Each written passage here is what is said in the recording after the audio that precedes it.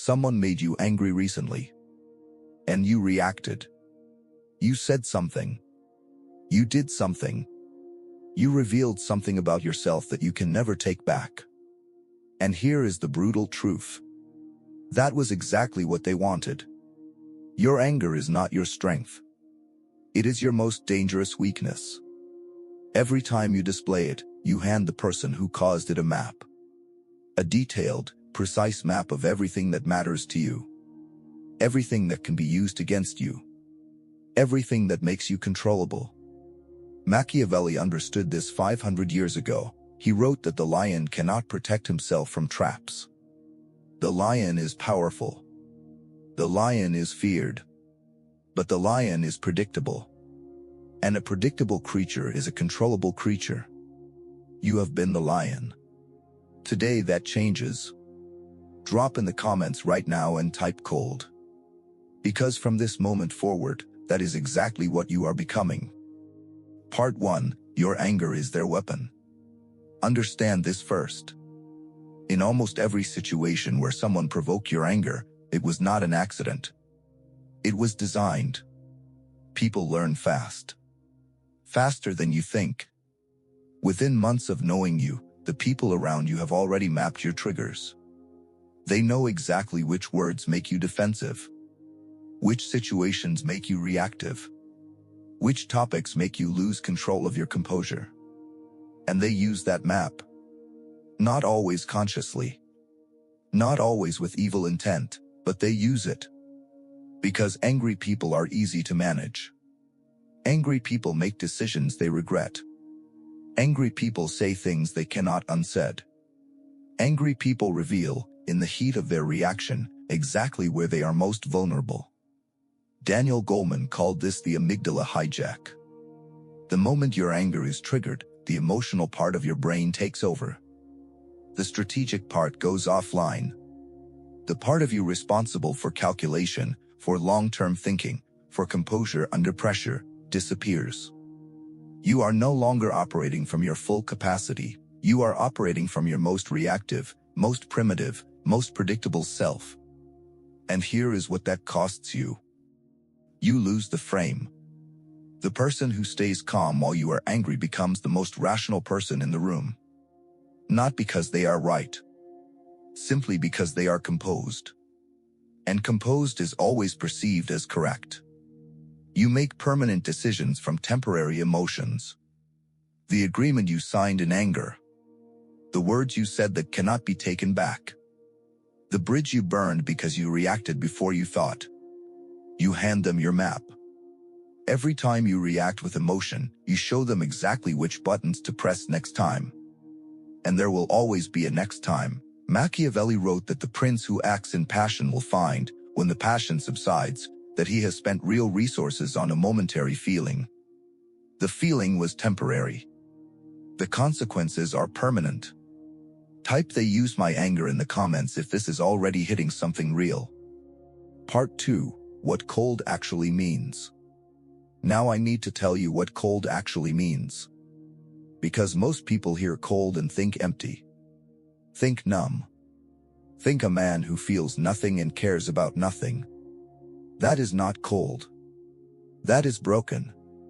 Cold is something completely different. Cold is the separation between what you feel and what you show. Between the provocation and the response. Between the anger that is completely justified and the display of that anger that serves no purpose except to confirm that you can be moved. Viktor Frankl survived the Nazi concentration camps. He watched people around him destroyed. And from that darkness he wrote something that changed psychology forever. Between stimulus and response, there is a space. In that space is our power to choose our response. In our response lies our growth and our freedom. That space. That is cold. Cold is not the absence of feeling. Cold is the presence of control. Marcus Aurelius governed the Roman Empire. He dealt with betrayals, military threats, personal losses that would break most men, and every day he wrote in his private journal about the practice of emotional discipline. He wrote, "You have power over your mind, not outside events." Realize this and you will find strength. This was not philosophy.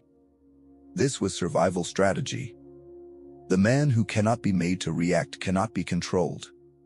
The man who cannot be provoked cannot be trapped. The man who stays cold when everything around him is designed to make him burn, that man is genuinely dangerous. Not because he is aggressive, because he is free. Drop in the comments right now. Type 1 AM becoming cold, claim it. Because the second you claim it, something inside you begins to shift. Part 3, the strategic power of cold.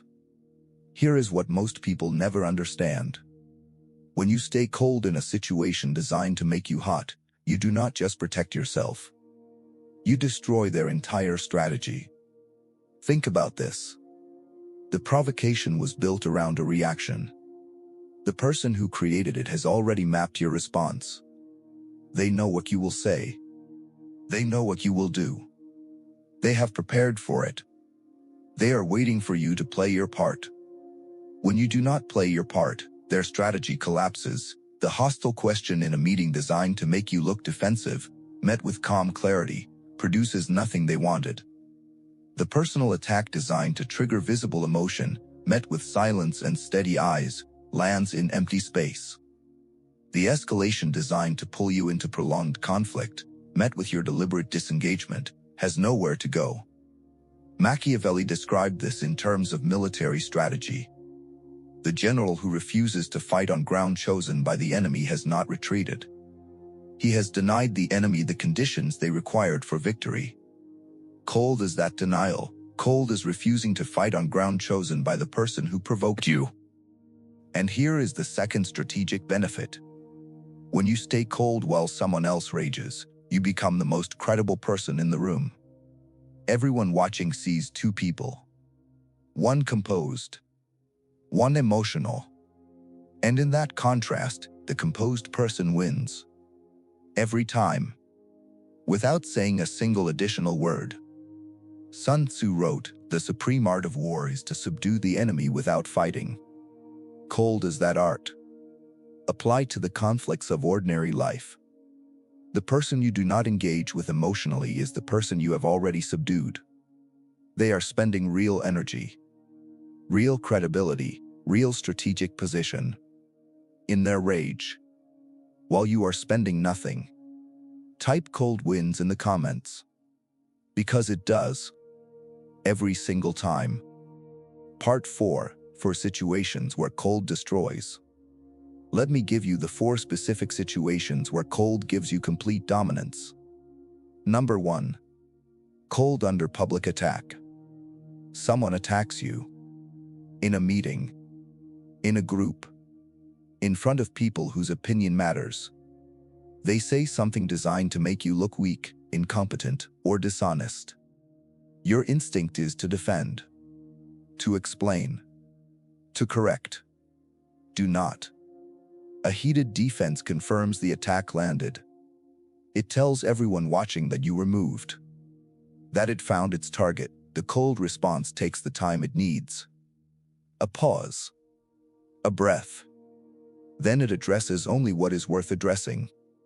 From a position of complete composure. Without performing the distress the attack was designed to produce. Machiavelli observed, "The prince who responds to criticism with visible anger has confirmed, in the eyes of the court, that the criticism wounded him. Do not confirm it." Number 2. Cold and personal conflict. The person closest to you knows exactly how to make you angry. This is not evil. It is intimacy.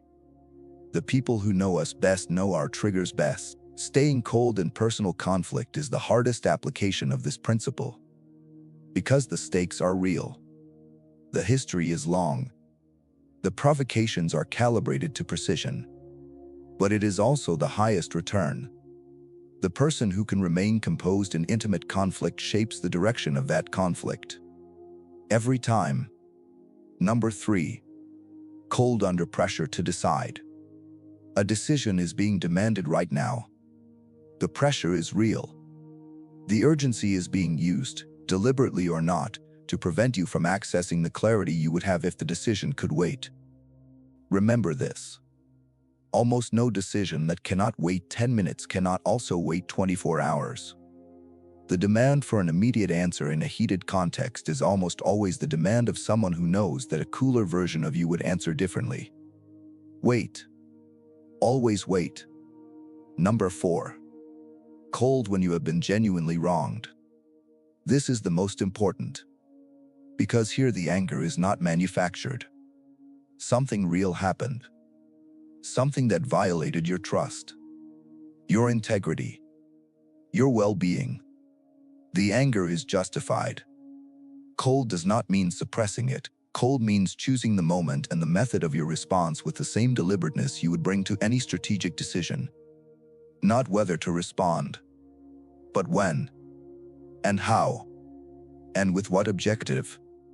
A response delivered from passion satisfies the feeling. A response delivered from cold calculation achieves the objective. Which matters more to you? Drop in the comments, which of these 4 situations are you in right now? Type the number 1, 2, 3, or 4. Part 5. How to build the cold. This is not a personality type. You were not born cold or not cold. Cold is a capacity. And like every capacity worth having, it is built through specific practices applied consistently over time. Practice 1. The pause. Before you respond to anything that triggered your anger, introduce a pause. Not a long one. 30 seconds. The pause is not hesitation. It is the deliberate creation of Frankl space. In that space, you are not suppressing the anger. You are observing it, identifying it, asking one question. Will expressing this anger right now serve my actual interests? The answer is almost always no. Practice 2. The preparation. You already know who in your life can provoke you. You already know which situations activate your anger most reliably. Use that knowledge. Before you walk into the meeting, before you have the conversation, before the confrontation. Machiavelli wrote, "The prepared prince is never surprised by fortune's turns," because he has already imagined them and decided how to respond. Decide in advance. Cold is easier when the decision is already made. Practice 3. The reframe.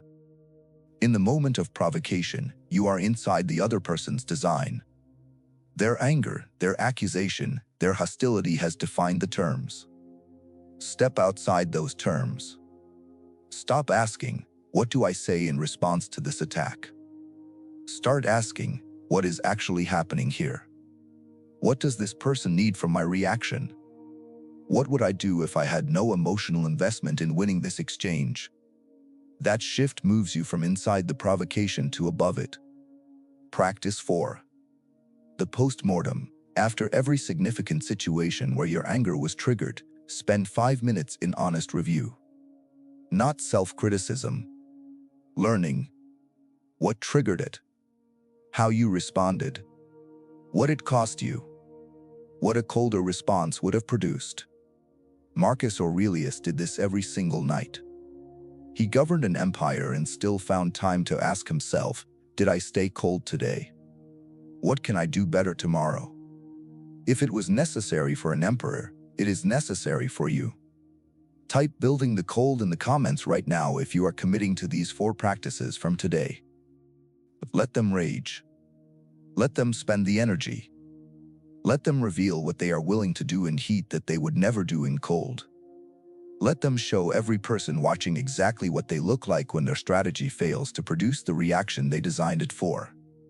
And you stay cold. Not because you feel nothing. Because you have decided that your reactions belong to you. That your anger, which is real, which is sometimes completely justified, is yours to deploy or withhold on your own terms. That no one has been given the authority to dictate when you burn and when you do not.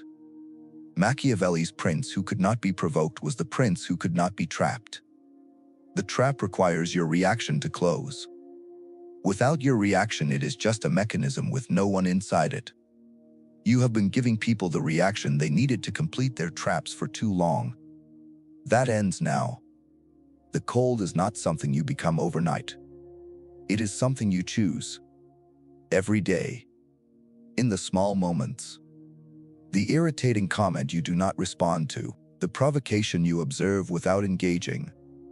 The 30-second pause that changes everything. Frankl found the space in a concentration camp. Aurelius found it running an empire. You can find it in the situations of your ordinary life. Let them rage. You stay cold. Type untouchable in the comments right now if this video just changed something inside you. There is a specific person whose name came to your mind during this video. Someone who knows exactly how to make you angry. Someone whose provocations have worked more times than you would like to admit. The next time they try, you already know what to do. Subscribe to Mind Ruleover. Because every video on this channel is built for one purpose. To give you the precise psychological tools that most people spend their entire lives without. This is not motivation. This is not inspiration. This is the kind of knowledge that changes how you move through the world, permanently. Subscribe. And stay cold.